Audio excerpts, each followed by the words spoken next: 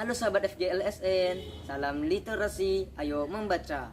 Perkenalkan, nama saya Kenzo dari SMP Swasta Bunga Mawar Gunung Citoli. Bersama dengan guru pendamping saya, Ibu Eni Mawaruwu.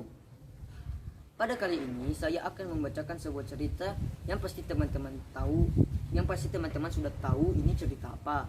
Cerita ini adalah Dongeng Sang Kancil yang ditulis oleh Ember Rahimsyah AR. Saya akan membacakan dan teman-teman simak ya, karena di akhir cerita akan ada pertanyaan dan teman-teman boleh jawab. Hakim yang cerdik.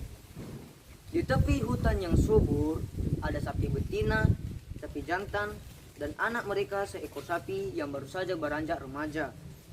Pemandangan di tepi hutan yang indah dan rumput yang hijau subur membuat mereka gembira.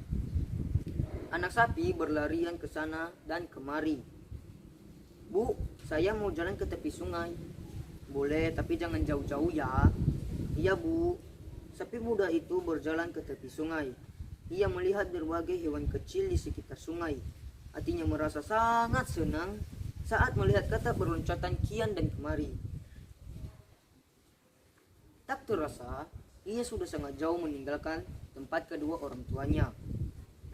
Tiba-tiba, ia mendengar suara merintih. Tolong! Di depan sana ada seekor buaya yang sedang tertindih pohon yang patah. Tolong! Tolonglah aku! Rintih buaya dengan suara memelas. Kau ini kenapa Pak Buaya? Tanya sapi sambil mendekat. Aduh sapi yang baik, sudah 2 hari aku tertindih kayu yang besar ini. Siapa yang menindihmu Pak Buaya? Gara-gara gempa bumi 2 hari yang lalu. Sekarang, tolonglah aku sapi yang baik. Kurasa aku tidak bisa menolongmu, kata sapi. Loh, kenapa?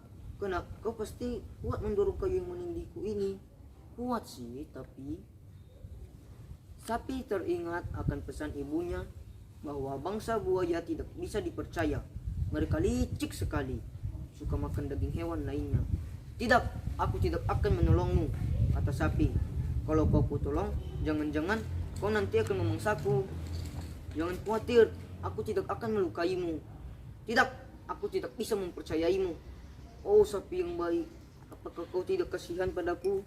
Sudah 2 hari aku tersiksa begini, tak bisa makan dan tak bisa minum, dada terasa sesak. Tapi kau binatang jahat. Oh sapi yang baik, itu kan dulu setelah tertindih kayu begini, aku sadar bahwa aku memerlukan hewan lain. Maka sekarang aku bertobat.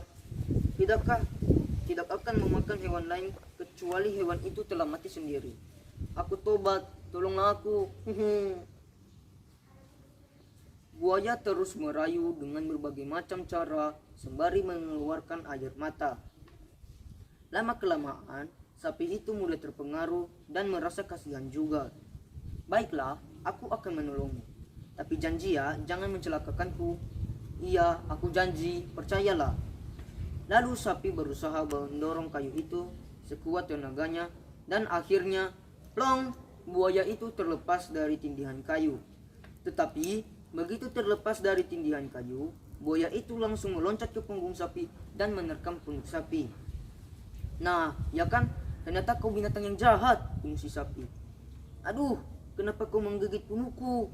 Loh, aku kan sudah minta tolong kepadamu bahwa aku tertindih kayu selama 2 hari, tidak makan dan tidak minum. Sekarang kau harus menolongku supaya aku bebas dari rasa lapar dan haus. Dengan memakan dagingku, betul sekali, sekaligus meminum darahmu. Dasar buaya licik, tak tahu balas budi. Sudahlah sapi muda yang bodoh, terimalah nasibmu. Tidak, ini tidak adil. Loh, ini kan sudah hukum rimba. Siapa yang kuat, dia yang menang. Tidak, aku tidak bisa terima. Kau bisa bertanya pada makhluk lain, boleh pada hewan atau benda apa saja. Pasti mereka akan membenarkanku, sebut buaya. Ya, aku akan minta keadilan pada yang lain. Kebetulan saat itu juga ada tikar lapuk yang hanyut di sungai. Sapi menceritakan kejadian yang menimpanya dan meminta pendapat pada tikar lapuk. Apa jawabannya? Itu sudah benar. Terimalah nasibmu. Aku juga mengalaminya ketika keadaanku masih baru dan aku dipakai. Jika kotor, aku dibersihkan Tapi setelah lapuk dan banyak yang bolong, aku dibuang ke sungai begitu saja. Nah, benarkan kataku? Sahut buaya. Tidak, itu ada keranjang hanyut, roti sapi. Tetapi ketika keranjang itu juga ditanya, jawabannya persis seperti tikar. Ketika aku masih baru dan utuh, aku dipakai. Kini, setelah aku rusak, aku dibuang ke sungai begitu saja. Nah, benarkan? Sahut buaya. Tiba-tiba, ada seekor bebek betina tua berenang. Sapi dan buaya meminta pendapat bebek. Kukira buaya benar, sebab manusia juga kejam. Ketika aku masih muda dan aku bisa bertelur, aku dipelihara. Sekarang ketika aku sudah tua, aku ini mau disembelih. Untungnya aku bisa melarikan diri. Jadi tirulah perbuatan manusia. Mereka mau enaknya sendiri. Ho ho ho ho. Mau mengadu kemana lagi kau sapi? Saat itu jugalah kebetulan kancil lewat di depan buaya dan sapi. Kali ini buaya yang meminta pendapat kancil. Ia yakin kancil juga akan membenarkan pendiriannya. Kalau aku diminta menjadi hakim, aku harus tahu awal kejadiannya. Apakah kalian keberatan jika aku mengulang awal kejadian yang kalian alami? Kata kancil. Tidak, aku tidak akan keberatan, sahut buaya. Maka dilakukanlah pengulangan itu. Buaya kembali ke tempatnya semula. Sapi mengembalikan kayu besar ke punggung buaya. Benarkah kejadiannya seperti ini? Kata kancil. Benar, jawab sapi dan buaya bersamaan. Lalu Pak Buaya memanggilku agar aku mau menolongnya, sahut sapi.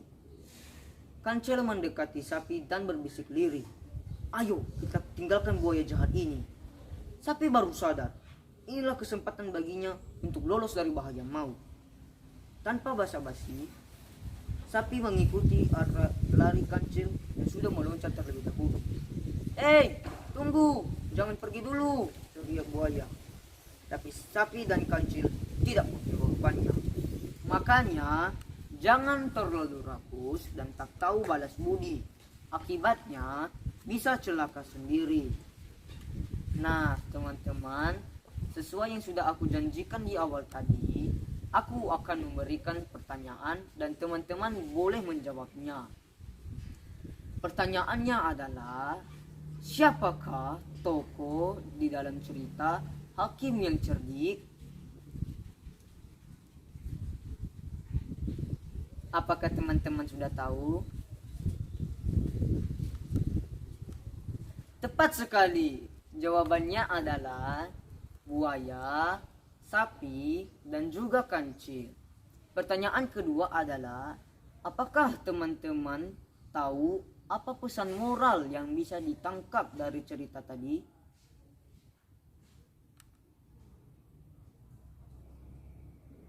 Tepat sekali.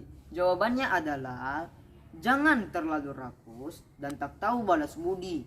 Akibatnya bisa celaka sendiri. Nah, demikianlah cerita tentang Hakim yang Cerdik. Semoga bermanfaat. Jangan lupa like, komen, subscribe, dan share video ini ke teman-teman atau sahabat kalian.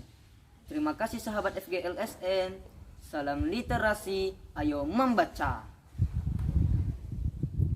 Halo sahabat FGLSN, salam literasi, ayo membaca. Perkenalkan, nama saya Nima Waru SPD. Saya salah seorang guru dari SMP Swasta Bunga Mawar. Saya adalah pembimbing dari Kenzo Arthur yang tadi sudah membacakan cerita tentang si kancil hakim yang bijaksana. Nah, sahabat FGLSN, saya berharap cerita tadi dapat menjadi motivasi sekaligus bermanfaat untuk sahabat FGLSN semuanya. Oke, sahabat FGLSN, dari sini kami mohon dukungannya. Mohon di like videonya, di subscribe, di komen, dan juga di share sebanyak-banyaknya. Terima kasih, salam literasi, ayo membaca.